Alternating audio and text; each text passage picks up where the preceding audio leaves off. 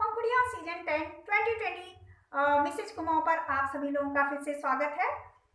हम पहुंच चुके हैं लास्ट व टॉपिक राउंड में और हमें मिले हैं 5 टॉपिक, जिसमें से हमें किसी एक टॉपिक पर अपने विचार व्यक्त करने हैं। तो नमस्कार, मैं गीता चंद्र फिर से आपके समक्ष हूँ और आपके प्यार और सम्मान की अभिलाषी हूँ। और मैं जिस विषय पर बात करने वाली हूँ वह है, यदि मैं उत्तराखंड की मुख्यमंत्री होती तो क्या करती।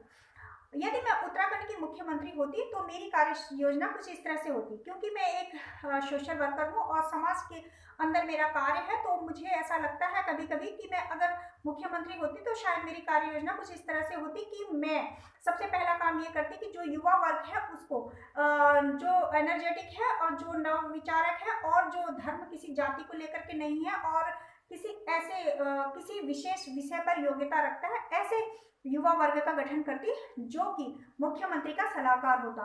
और दूसरा, मैं बाढ़ पीड़ित एरियाज पर काम करती जहां की बारिश आने से पूर्व ही बाढ़ आने के खतरे को कम किया जाता। और तीसरा, शिक्षा पर काम करती, जो कि हमारे रिक्त पद है उनको भरने का प्रयास करती टीचरों के, और जहां पर टीचरों की आवश्यकता है स्टाफ को पूरा करने का प्रयास करती और शिक्षा को नई शिक्षा में लाने का प्रयास करती, जिसमें शिक्षा को मूल रूप से 3 रूपों में बांटा जाता। नंबर 1 बुनियादी शिक्षा, और नैतिक शिक्षा और व्यावसायिक शिक्षा। और उसके अलावा बिजली पानी सड़क की मुख्य रूप से कार्य करती और हर गांव में संयुक्त चिकित्सालय के निर्माण करवाती, जो कि नई तकनीकी व्यवस्था से सुसज्जित होता और मुफ्त निःशुल्क उसमें स्वास्थ्य जांच और दवाइयों का वितरण होता।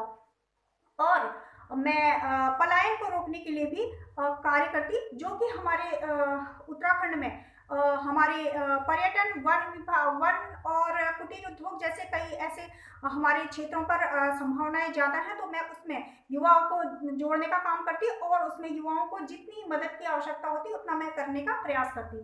और मैं विशेष रूप से जो कि उत्तराखंड में हमारा जंगली जानवरों का खतरा बना हुआ है, उसके लिए मैं काम करती कि जनता का भी मैं सहयोग लेती और वन विभाग में नई नियुक्तियां निकलवाती, जो कि तस्करी को रोकने में कारगर साबित होते और जनता से भी सहयोग लेते और वनाग्नि को भी रोकने, वनाग्नि होने से पहले ही रोकने का उसे प्रयास करते।